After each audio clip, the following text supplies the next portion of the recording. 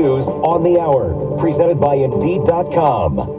I'm Linda Kenyon in Washington. Cases of diabetes are going up worldwide. A global study underway since 1990 finds that every country in the world could record increases in diabetes cases in the next 30 years. Study co-author and lead research scientist Kanyon Liana Ong at the Institute of Health Metrics and Evaluation at the University of Washington. 2021 is the worst we've seen since 1990, but what we're projecting is that every year till 2050, which is what our estimates go out to, will be worse than the previous year. The researchers say the effects worldwide will vary, with rates higher in North Africa, the Middle East, Latin America, and the Caribbean. Christopher Cruz, CBS News. We're learning more about the implosion of that Titan submersible. I'm Stephen Portnoy. The White House says it's keeping the families of the victims of the Titan tragedy in mind.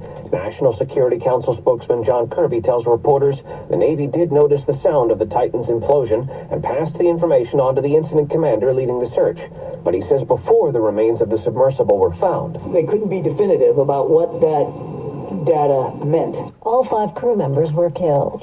A new poll looks at views on abortion. Here's CBS's Caitlin Huey-Burns. New CBS polling shows 45% of Democrats are more likely to vote in 2024 based on what's transpired since Roe was overturned, compared to 28% of Republicans.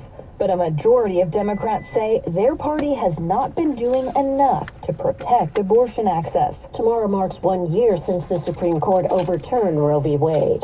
The House Judiciary Committee will open an investigation into Hunter Biden's business dealings after he was sentenced to probation. Republicans are complaining about the sentence. it's a slap on the wrist for Hunter Biden, while Joe Biden continues to, quote, hunt down his top political opponent. Then there's the statement from Republican Congressman Lance Gooden of Texas, who says Hunter will see 0 days in jail, even though he committed many crimes. Trump faces 450 years over a paperwork dispute. CBS's Scott McFarland. Attorney General Merrick Garland on a crackdown over the distribution of fentanyl. In 3 separate indictments, we have charged, for the first time ever, 4 chemical companies based in China and 8 Chinese nationals for the trafficking of fentanyl precursor chemicals into the United States. Just outside of Philadelphia, traffic flowing again on a section of I-95 after a section of interstate there collapsed 2 weeks ago. A deadly tanker truck fire caused that collapse. This is CBS News. Well, that's today's news. I didn't hear any good news, did you?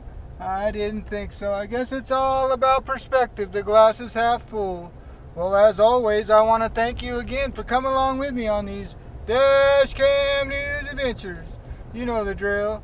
Peace, love, and all that hippie jazz. Bye-bye, everybody.